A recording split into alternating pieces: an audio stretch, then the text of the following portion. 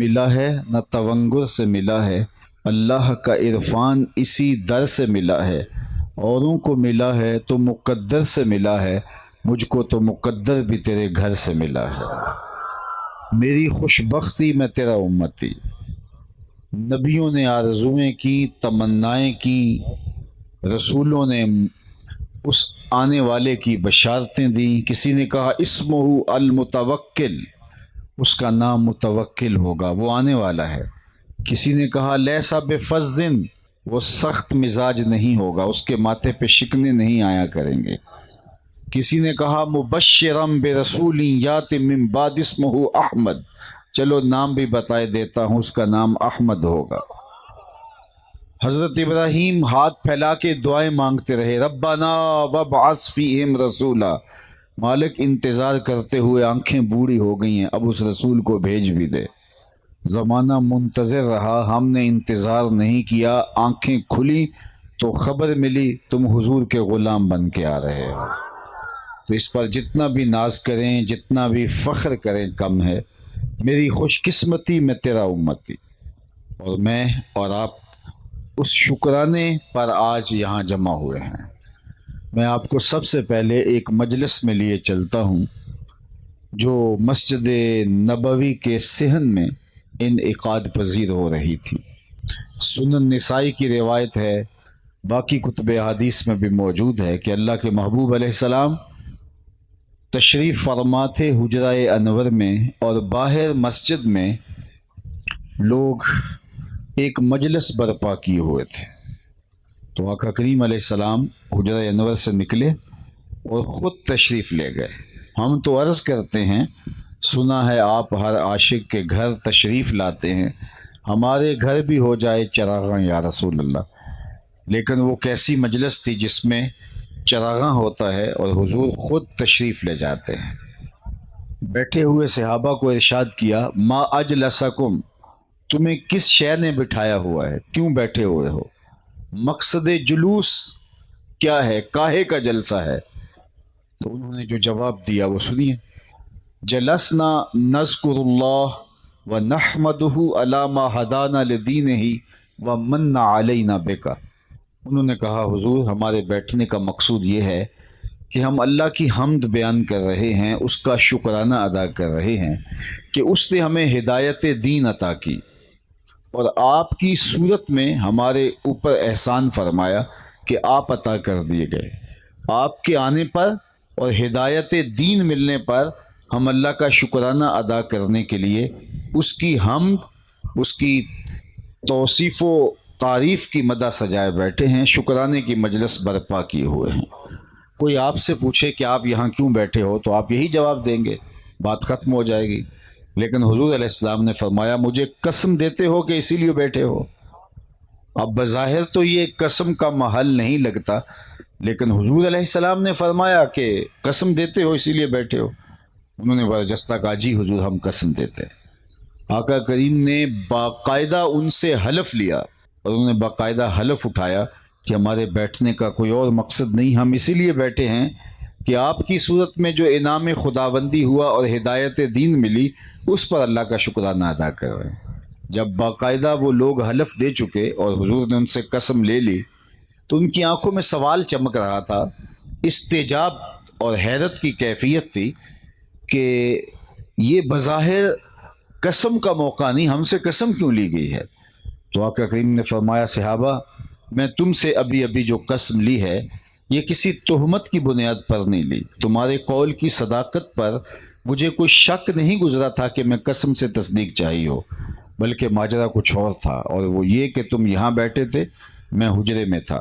اتانی جبریل علیہ السلام، میرے پاس جبریل امین حاضر خدمت ہوئے، فاخبرنی ان اللہ یباہی بکم الملائکہ، اور انہوں نے مجھے کہا محبوب آپ یہاں بیٹھے ہیں، آپ کے صحابہ باہر مجلس برپا کیے ہوئے ہیں، ذرا باہر تو نکل کے دیکھیے، آپ کے صحابہ کے اس عمل پر اللہ فرشتوں میں ناز کر رہا ہے۔ وہ عمل کون سا تھا جس پہ رب رب ہو کے ناز کر رہا ہے؟ وہ صحابہ مل بیٹھ کر حضور کے آنے پہ شکرانے کی مجلس برپا کیے ہوئے تھے۔ اللہ کی رحمتوں سے کوئی بعید نہیں کہ آج کی مجلس بھی قبول کر لی جائے اور اللہ فرشتوں سے فرمائے دیکھو صدیاں بیت گئیں، یہ آج بھی بیٹھ کے اس نعمت کا شکرانہ ادا کر رہے ہیں۔ باقی جہاں تک اس نعمت کے شکرانے کو ادا کرنے کا حق ہے وہ تو ہم سے ادا نہیں ہو پائے گا۔ ہمارے بدن پہ اتنے بال نہیں ہیں جتنے رسول اللہ کے احسانات ہیں۔ ہمارے بال زبانیں بن جائیں اور اس نعمت کا جو حضور علیہ السلام کی صورت میں ہمیں عطا کیا گیا شکرانہ ادا کریں، حق کے شکر پھر بھی ادا نہ ہو۔ مجھے بتائیے کہ اگر حضور تشریف نہ لاتے تو آج ہم کہاں کھڑے ہوتے؟ اذا بشر احدهم بالانثى، جب کسی کو یہ خبر دی جاتی کہ اس کے گھر میں بیٹی پیدا ہوئی ہے تو اس کا رنگ اتر جاتا۔ آبرو بچانے کا ایک ہی راستہ بچتا تھا اس معاشرت میں کہ وہ اپنی بیٹی کو اپنے ہاتھوں سے زندہ درگور کر دے، اور اگر وہ ایسا نہیں کر پاتا تھا تو معاشرے میں سر اٹھا کے چلنے کے قابل نہیں ہوتا تھا۔ تو باپ اپنی بیٹیوں کو اپنے ہاتھوں سے زندہ درگور کر دیتے تھے۔ بعض قبائل میں تو 100% یہ رواج اور یہ بری خصلت موجود تھی، اور بعض میں جزوی طور پہ کہ وہ بیٹیوں کو زندہ درگور کر دیتے تھے۔ اللہ اکبر! جب بیٹیوں کو زندہ درگور کر کے باپ فخر کر رہا تھا، یہ تاریخ کا بھی روشن حوالہ ہے، اور اللہ کے محبوب علیہ السلام نے بھی حضور کے سینے پہ اترنے والی کتاب میں بھی اس کی حکایت کو بیان کیا گیا ہے۔ لیکن جب بیٹیاں زندہ درگور کر کے باپ فخر کر رہا تھا تو میرے حضور نے کہا لوگوں سن لو، میری فاطمہ میرے جگر کا ٹکڑا ہے۔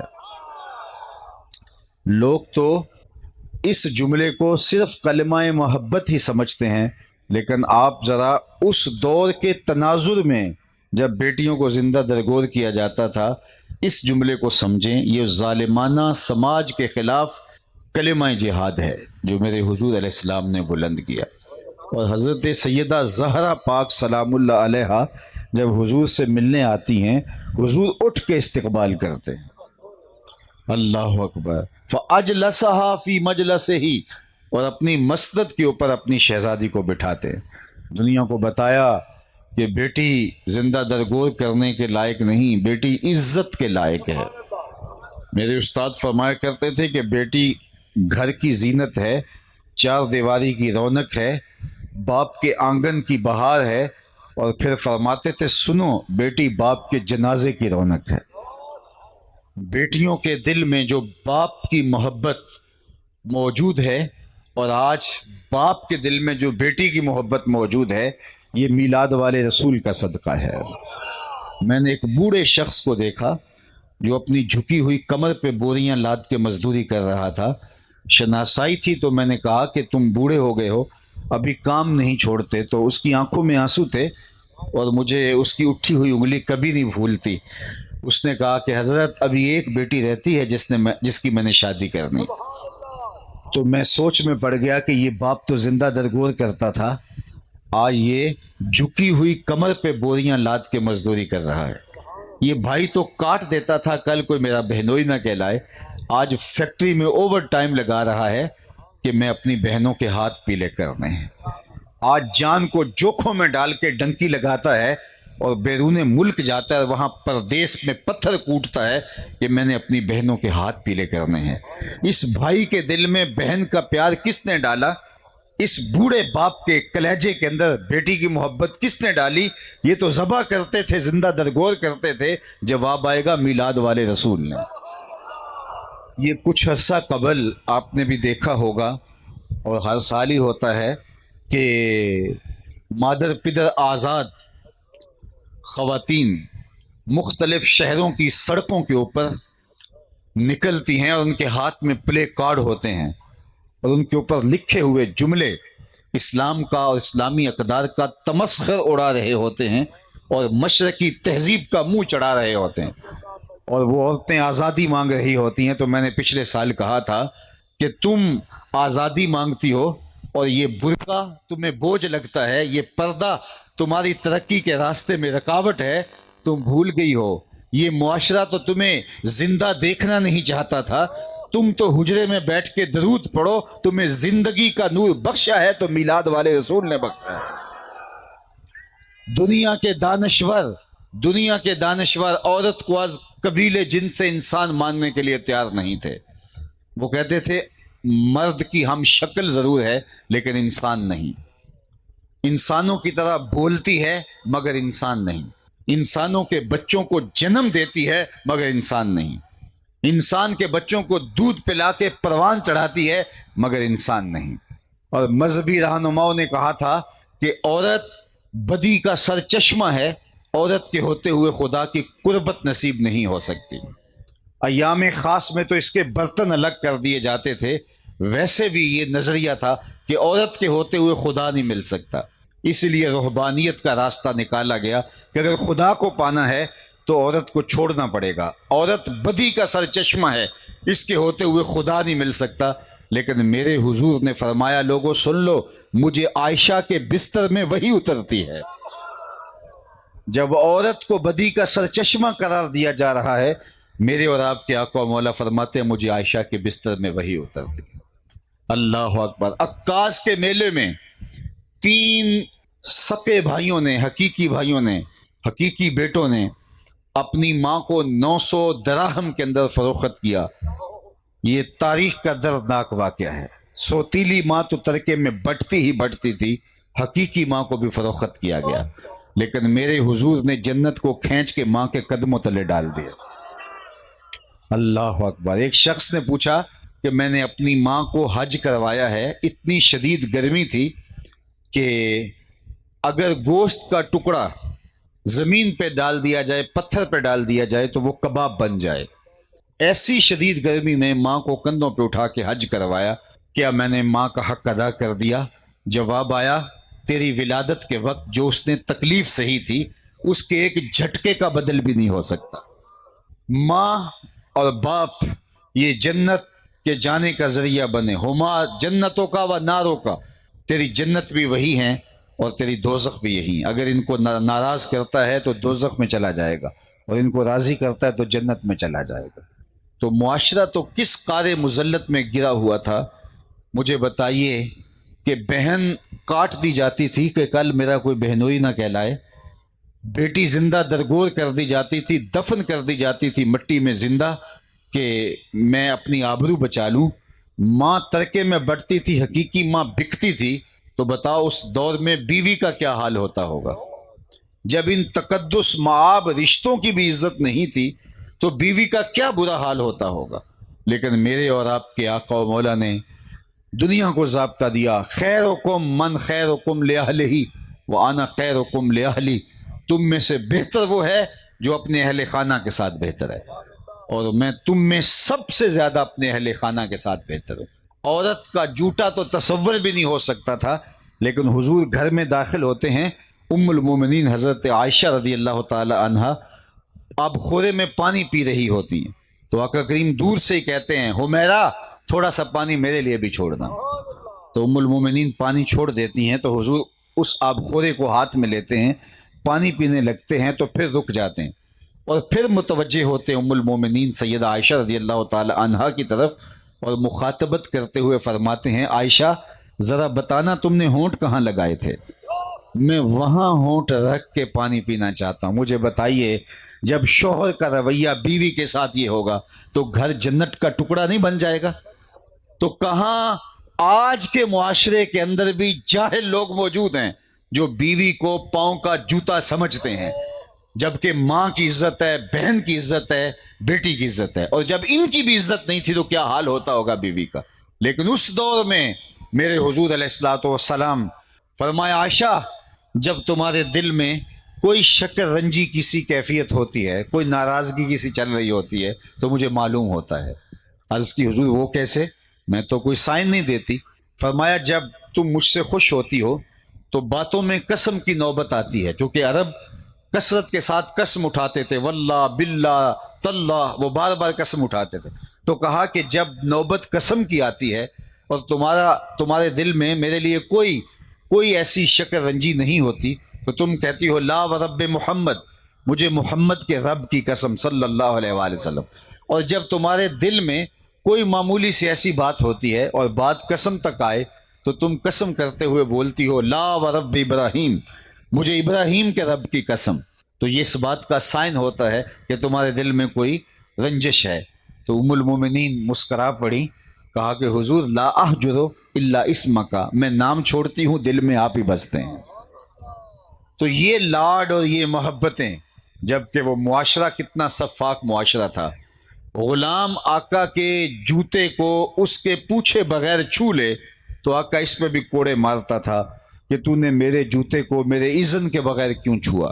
غلام لاکھ کہے جناب جوتا خراب ہو رہا تھا، میں نے اس لیے چھوا اور سائے میں رکھا کہ خراب ہونے سے بچ جائے، لیکن آقا اس پہ بھی کوڑے مارتا ہے کہ تیری اوقات بدل رہی ہے، تو اپنی اوقات بھول رہا ہے، لہٰذا تجھے تہذیب سکھانے کے لیے میں کوڑے مار رہا ہوں۔ جب غلام آقا کے جوتے بے اذن چھو نہیں سکتا، میرے اور آپ کے آقا و مولا عرش سے واپس آتے ہیں، جنت سے واپس آتے ہیں، معراج سے واپس آتے ہیں، اور بلال حبشی کو بلا کے کہتے ہیں تو کون سا نیک عمل کرتا ہے، میں نے جنت میں تیرے قدموں کی آہٹ سنی ہے۔ کیا خیال ہے اس ایک جملے نے دور غلامی کی ساری تھکن اتار نہیں دی ہوگی، اور بلال فرش سے اٹھ کے فراز عرش تک نہیں پہنچ گئے ہوں گے؟ کہاں غلام آقا کے جوتے بھی بے اذن نہ چھو سکے، اور کہاں دو جہاں کا سردار کہہ رہا ہے میں تیرے قدموں کی آہٹ کو جنت میں سنتا۔ آپ نے علماء سے سنا، بارہا سنا، کہ جب حضور کی ولادت ہوئی تو ابو لہب کی لونڈی سویبہ نے جا کے بتایا کہ تیرے مرحوم بھائی کے گھر میں بیٹا پیدا ہوا ہے، تو خوشی سے اس نے اس کو آزاد کر دیا انگلی کے اشارے سے، پھر اس کو جس کا جو فائدہ ہوا وہ آپ کو ازبر ہے۔ لیکن جس پہلو کی طرف میں آپ کی توجہ دلانا چاہتا ہوں وہ یہ ہے کہ حضور نے صحن کائنات میں قدم رکھا، غلامی کی زنجیریں ٹوٹنے لگی، اور پھر اتنے طریقے دیے غلام آزاد کرنے کے۔ قسم توڑ بیٹھو تو غلام آزاد کرو، روزہ توڑ بیٹھو تو غلام آزاد کرو، کفارہ قتل میں غلام آزاد کرو، کفارہ زہار میں غلام آزاد کرو، ویسے ترغیب دی غلام آزاد کرنے کی۔ اللہ اکبر۔ ارشاد فرمایا کہ فَلَقْتَحَمَ الْعَقَبَةَ وَمَا أَدْرَاكَ مَا الْعَقَبَةُ فَكُّ رَقَبَةٍ أَوْ إِطْعَامٌ فِي يَوْمٍ ذِي مَسْغَبَةٍ، غلام آزاد کرنے کی ترغیب دی، اور صحابہ حضرت عثمان غنی ہر جمعے کی جب